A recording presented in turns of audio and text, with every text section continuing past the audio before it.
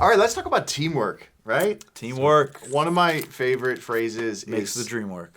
that one right there. Teamwork makes I knew the it. dream work, right? It just works. Another way I've heard it said is that you will not accomplish to the level of your dream, but you will accomplish to the level of your team. Ooh. Right? Oh. I Must got steal you that right one. then. Okay. So let's talk about building a team. And I know it could be easy as you're getting ready to launch a youth ministry, and maybe it's just you and your spouse, and it's easy to just maybe think, well, we're good. There's only a handful of students. It'll just be us, and we're fine. But we want to encourage you right from the beginning of this journey to build a team, right? And so we're going to give you kind of a couple real practical steps, a couple things to think about whenever you're building your team. So step number one is to take some time to think about the commitment and the expectations that you're looking for on your team, right? So let's talk about those. What do you guys see as some commitments, as some expectations, or another way to phrase this would be like, what are some characteristics that you would be looking for, in those leaders that are on your team? Jared, we'll start with you. Yeah. I think number one, obviously, we want them to love Jesus. Now, that doesn't mean that they have to be the most mature. They've been a Christian for 25 years or anything like that. But they have to have evidence that they love Jesus, because ultimately that's we're trying to disciple students to love Jesus, right? Yeah. The second thing I would say is they have to love students. Yeah. And there will be people that are willing to be leaders who, believe it or not, don't love students. Sure. Or they're like, I got something I got to tell these teens. Surprising but true. Yeah. I'm going to fix these kids. So so love Jesus, love students. And then the third one is committed. The best leaders I had were not the most talented.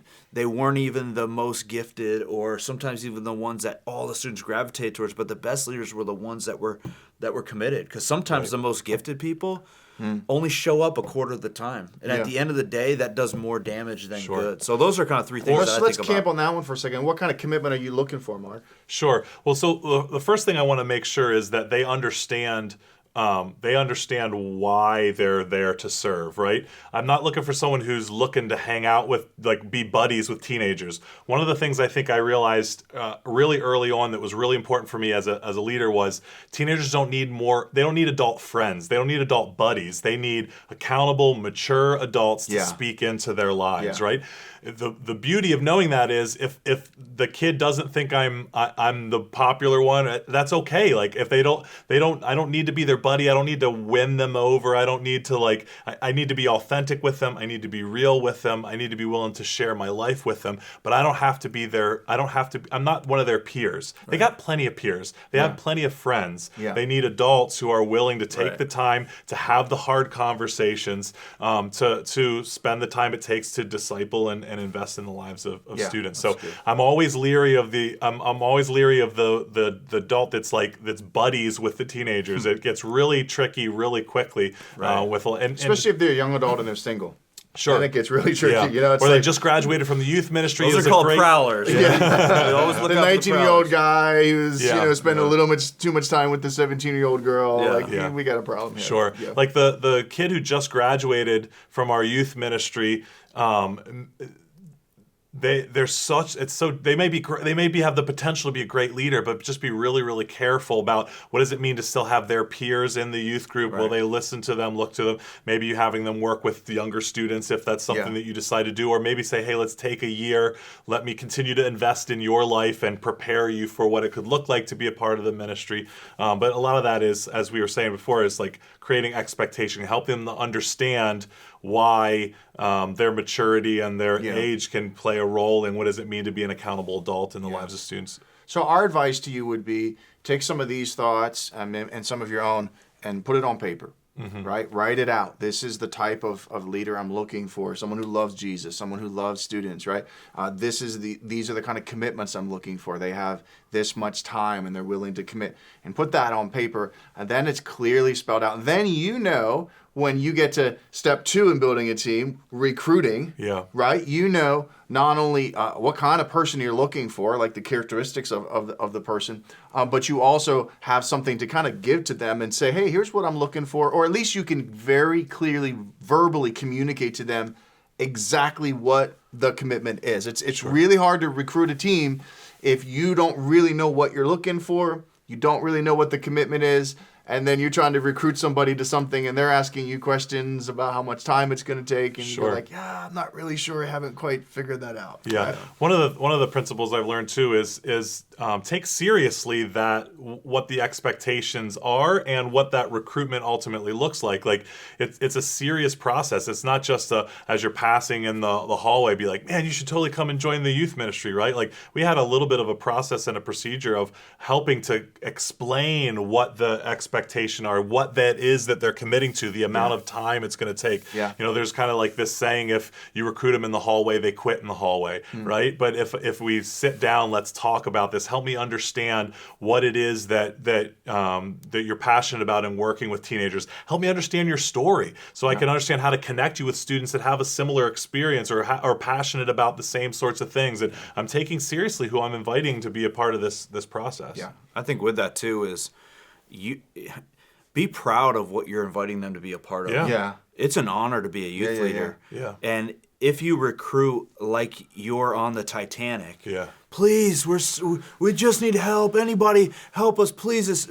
Anyone who's there is going, nah, that doesn't sound great. And usually the person who does want to come and help isn't the one that you really want. Exactly. So consider it and communicate the joy and privilege it is to people. And just on a practical note to what Mark says, one of the things we would say is, hey, we invite you to come, but what we're going to ask you come for 4 weeks, just observe. Let's see what you think.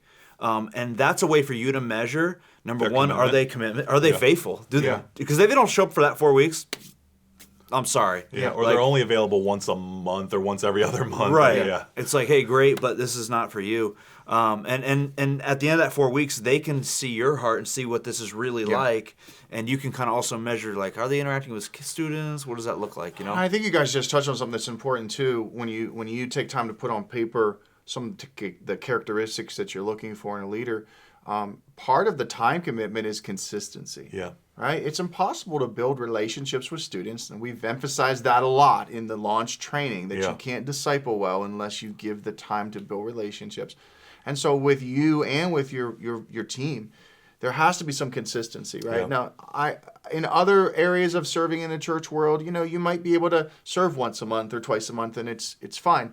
Youth ministry is all about relationships.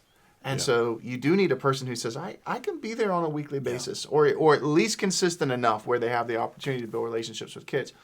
So we talked about, we want to establish the expectations of commitment, and now we're talking about recruiting. Any other thoughts on how to recruit, best practices for recruitment? I think it's important to think outside the box when it comes to what types of leaders can be a part of your youth ministry, right? The tendency is to look for the young, hip, fresh leaders that have tons of energy, that the are Jareds of the world. Yeah, slamming three Red Bulls, before whatever. But I was a Monster guy, but yeah, sure. I understand that.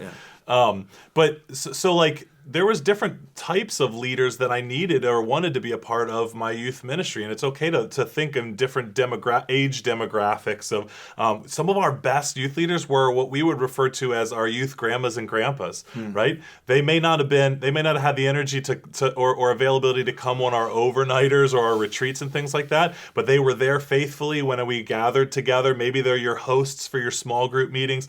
They knew the kids' names. They knew all their kids' names. They were praying for our kids constantly. They were baking treats and bringing it to them. They were the ones that were greeting them on a Sunday morning when they saw them coming and going from the church. And how did, their friends were like, how did you know her? How does she know you? Like, there's something amazing about someone knowing your name, right? Yeah. One of the things we keep talking about in these Gen Z kids is this desire to be known, right? And having these wonderful seniors in our church that they knew the kids' names, they knew what they needed to be prayed for. And so it's okay to think outside the box as to who might make a great leader. Yeah. And with that, I think the generation thing is huge. But I would also think about leaders with a variety of interests. Yeah. Because as your students are going to be diverse. Yeah. You're going to have kids that are into anime and video games, and the other kids that are into sports, and other kids that are into music, and usually a leader is not going to be into and have the interests of all your students. So if you only target leaders that are like you, you're going to lose a huge right. demographic of students. Because they're not going to, they're going to connect with a different type That's right. of leader. Yeah. I also love the idea of recruiting to your weaknesses as well, right? Sure. Maybe you are the outgoing, upfront personality, but you're lousy at administration. Find someone who loves administration. Yeah, that's good. Hand off the things that for you is a burden and a struggle, which may be energizing and exciting for someone else.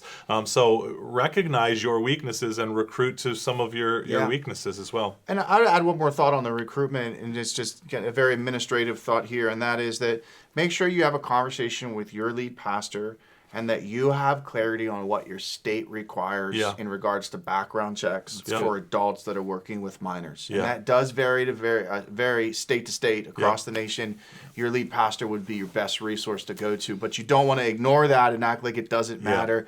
You do want to have a process by which you're filtering people and following state law on that. And I can almost guarantee you're going to want your lead pastor involved in them knowing who you're potentially asking to join your team as well, right? They're going to want to say they may know something that you don't know about their situation, their family, their whatever, and that wisdom from your lead pastor is going to be really helpful in that. Yeah, I mean, one of the things we talk about in the video on partnering with your pastor, we talk about clarity and communication with your pastor. That's a perfect example of that, like communicating to your pastor. I've had a conversation with this person, or maybe even proactively, I want to have a conversation with this person and let them, speak into that. Sure. Okay, so we want to communicate, clearly, have expectations when we're building a team. We want to recruit well. And then lastly, we want to make our team a family, right? So let's talk about that. What is that? This sounds great to me. It's like, we're family, but just practically speaking, what does that look like? How do you do that? Yeah. In my experience, the quality of youth ministry comes down to the quality of your youth team. And because you alluded to it in one of our videos, like youth ministry is at the end of the day, adults pouring their lives into students, pointing them to Jesus. So if we don't have a great youth team of adults that are modeling what it means to be in community, to love each other, it affects your ability to reach students. And so I would encourage you to make this a priority, right? How do I build family? And some practical ways that I would encourage you is simply this, like have meals together. Yeah. So you should meet on a regular basis. And this, how often you do this will depend on your schedule and your busyness. And so if you're volunteering and you're working a full-time job, maybe it's once a quarter. You can only do it quarterly. But get together, have a meal together, share life together, try to have fun together, and have conversations about your students. And one practical tip that I would give you during that time, if you're leading that time, is think through something positive that you can say about each leader, something you've observed during your time. Like,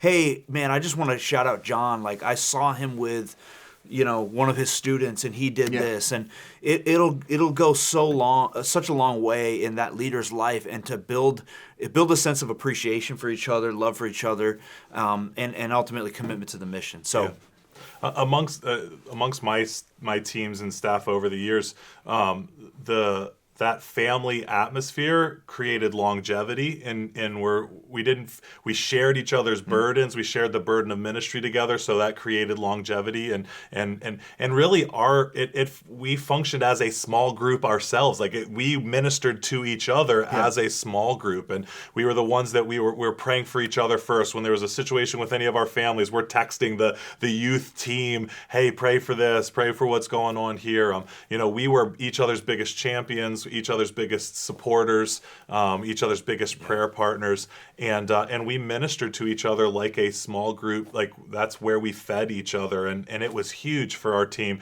We were in sync spiritually, we were in sync in mission, and we fought for each other. Yeah, I love that. So just to recap, we want to build a team. We need to build a team, right? It's going to take us establishing what the expectation is, recruiting, and then creating family. And I'd add to what you guys are saying in regards to family. When you're together with your team, this was kind of always our simple template for what we did as a family, as a team together. I always prepared something for their heart to inspire them, right? Mm-hmm. So that was like a devotion. We're going to pray together. We're going to celebrate what God did in the life of a student. Something for their head, their thinking, to challenge them, right? Mm-hmm. So here's a thought about God's word, or here's a thought about students, right? Mm-hmm. And then something for their hand to equip them, because you want to help them become a better youth Yeah. leader. You know, one of the simple ways that you could equip your team is you could just start making a lot of the launch videos available to them. Sure. Right? Hey, Sure. watch these videos on gospel fluency. Watch these videos on discipleship. Here's watch one of these practical videos on how to work with difficult students or whatever. Yeah. And you're equipping them in Sure. the process. You're making them better. There's So tons of great resources from Lead the Generation, tons of great resources Yeah. from the Better Student Ministry. All those things are online. We're trying to give away as much Yeah. as we can. yeah, absolutely. So you're gonna love youth ministry Yeah. a lot more if you've got a great team. There you go. Right. And you said longevity, and that's not just for the members of your team, that's for you Yeah, right. as well. Absolutely. Right. You will stay in youth ministry a lot longer, especially as a volunteer or bivocational, if you got a great team around. Absolutely. So hopefully this has been encouraging to you, kind of give you some passion for not only launching a youth ministry, but also doing it with a team, right? We're excited that you're on this journey. You're going to make a difference in the lives of students that's going to last for eternity. So thank you for this commitment you're making. Go get yourself a team to help you on the journey.